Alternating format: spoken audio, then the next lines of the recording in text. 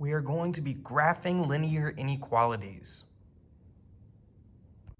We'll start with step 1, which is to rearrange the equation into slope-intercept form. So right now we're given an equation in standard form, which is usually ax plus by equals c, but instead of the equal sign, we're using the less than symbol. And we're trying to transform this into slope-intercept form, which is y equals mx plus b. I notice that in slope-intercept form, y is by itself. So we're going to change this equation and we're going to rewrite it so that y is all by itself on this side and everything else is going to be over here. To do that, we're going to get rid of any separate terms on the same side as y. Here we have the term 2x, which is positive, and we have the term negative 3y. The first step is to get rid of anything that is not a part of the y. So we have negative 3 and y are all a part of the same term, so that's together. This is one term. I'm going to get rid of 2x because that is not a part of this. To get rid of it, I see that this is positive, so in order to get rid of it, I'm going to subtract it. But what we do to one side, we have to do to the other because we believe in justice. So now we have negative 3y is less than negative 2x plus 12. But we're not quite done yet. Now that the term with y is by itself, we're going to get rid of the coefficient. Because coefficients are multiplied by the variables, I am going to divide it to get rid of it. But what we do to one side, we have to do to the other. But this is going to be a very special rule I want you to remember. If you multiply or divide by a negative number, you're going to flip the inequality symbol. So since we just divided both sides by this negative number, we're going to flip the direction of this sign. So instead of less than, we have greater than.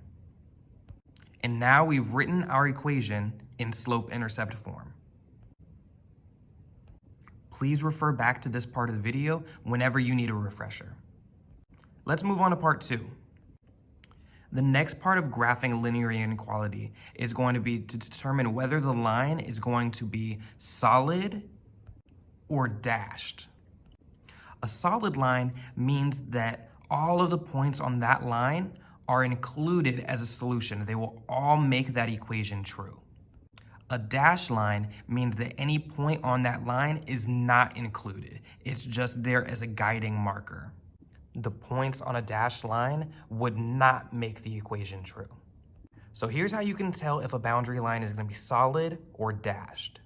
It's solid if we're using the less than or equal to or the greater than or equal to.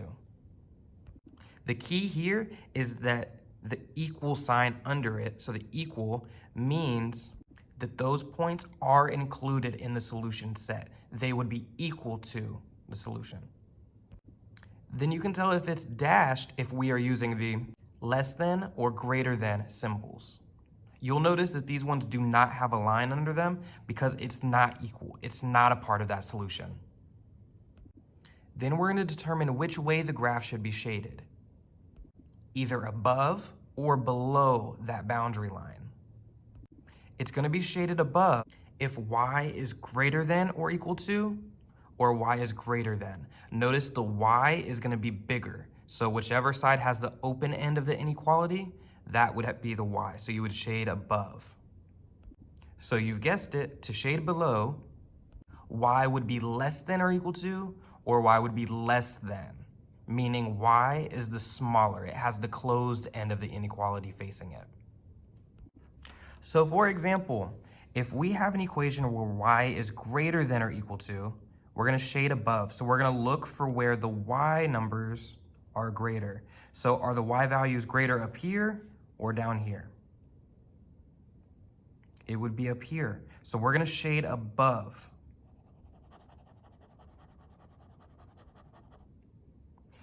Whereas if y was less than or equal to, we're going to look on the y-axis and we're going to shade the side with the lower numbers. So we would shade below down here. Using the equation that we rewrote earlier, y is greater than 2/3 x minus 4, we're going to use the slope and the y-intercept to create the boundary line and shade. This equation gives me the slope, which is m, and it gives me the y-intercept, which is b. Using these two pieces of information, I can graph this line.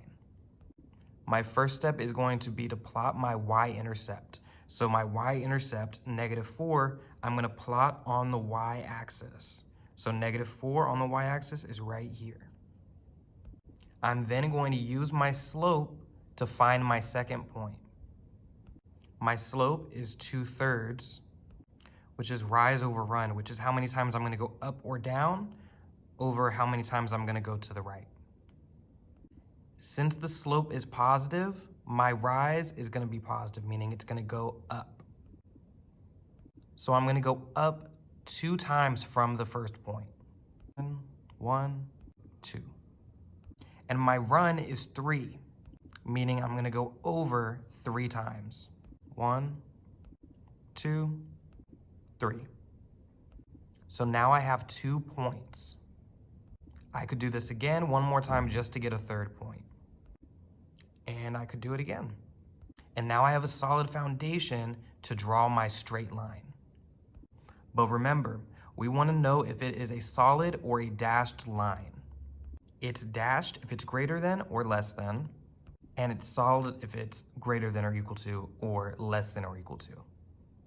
In this equality, it is greater than. It is not equal to, meaning this is going to be a dashed line.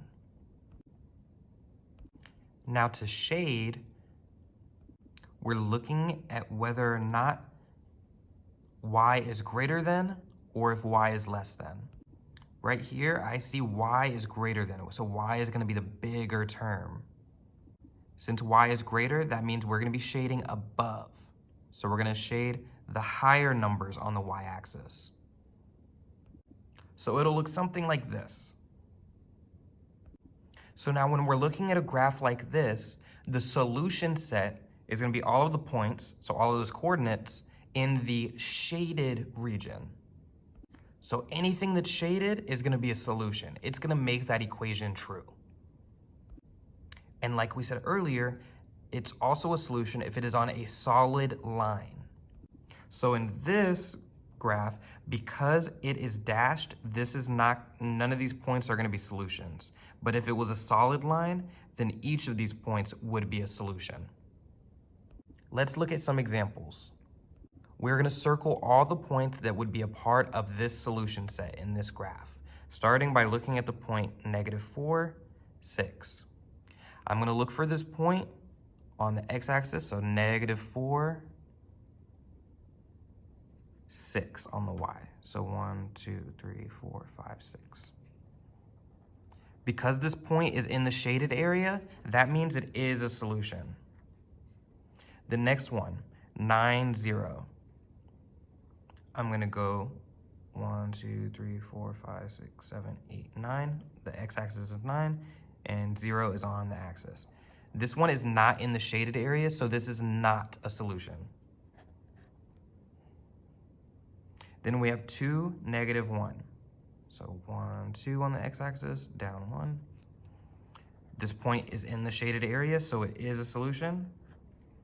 And then we have 0, -4. So this one is a little bit trickier, but because it is on a dashed line, that means that this is not a part of the solution. So 0, -4 is not a part of that solution. So let's graph these lines. The first equation, y is less than or equal to 2x plus 1. I'm given a y-intercept, my b, and I'm given a slope of m. I'm going to start off by plotting my y-intercept, and then I'm going to use my slope, which is 2, to find my next point. Since I like to use rise over run, I'm going to turn 2 into a fraction, which would be 2 over 1. And since it's positive, I know I'm going to be going up. So I'm going to go up 2 and over 1. And that's how I find a second point. I'm going to do this a few more times. Since this inequality symbol is less than or equal to, it has that equal to part, it means I'm gonna have a solid line. So I'm gonna go ahead and graph this line solidly. And the last part would be shading. So since y is less than or equal to, that means I'm gonna shade below. So on the y-axis, the lower numbers are down here. So I'm gonna shade down here.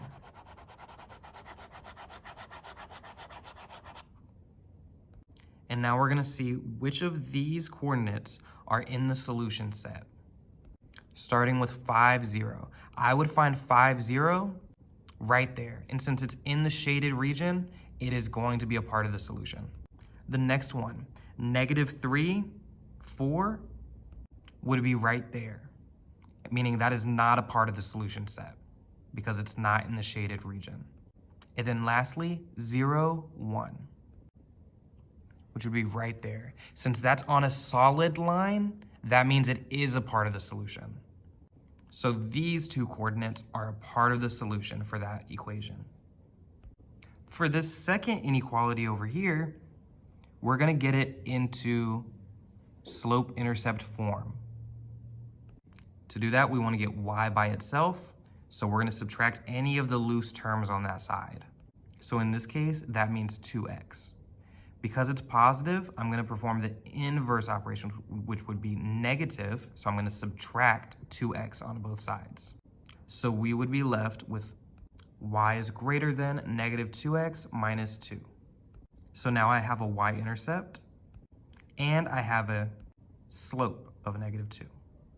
I'm gonna turn my slope into a fraction, so it is -2 over 1. I'm gonna start off by graphing the b, the y-intercept, which is -2.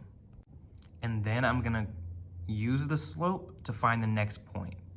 Since m is negative, since the slope is negative, that means I'm gonna be going down. My rise is negative, so it's gonna be going down. So I'm gonna go down 2 times.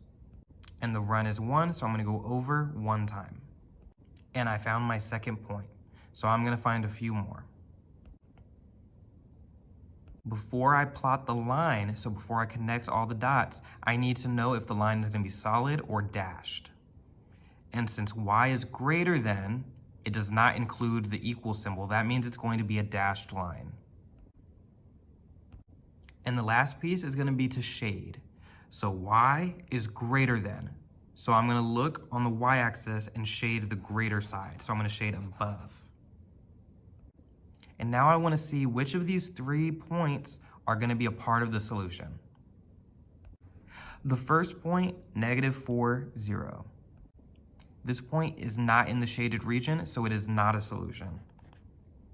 Then we have 0, -1. If you look very closely, it is inside of the shaded region, so it is a solution.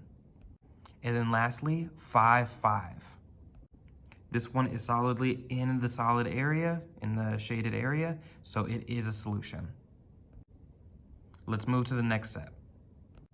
These are special types of equations because they're gonna be vertical or horizontal. Let's look at the first one. So we have -5x is greater than -25. We're gonna get x by itself because it's the only variable. So to get rid of the coefficient, we're going to divide by -5. So we would have x and a +5. Remember, if we multiply or divide by a negative number, we have to switch the direction of the sign. So since we divided by -5, we're gonna swap the sign. So now we have x is less than 5. This means that no matter what the y value is, x is always gonna be 5. So on the x-axis, we have 5, 5. All these y values, the value is going to be 5. So I know it's just gonna be a straight line going up and down. It's a vertical line, which is a slope that is undefined. We now wanna know if it's gonna be a solid line or a dashed line. Since the inequality symbol is less than, it is not equal to, that means it's gonna be a dashed line. And lastly, we'll shade. So x is gonna be x is gonna be less than 5. So we look on the axis and we're gonna shade the side with all the numbers less than 5. So 6 is greater than 5, so this side is not going to be it. 4 is less than 5, so this side is going to be shaded. So let's see which of these 3 points are going to be a part of the solution. Starting with 5, 0.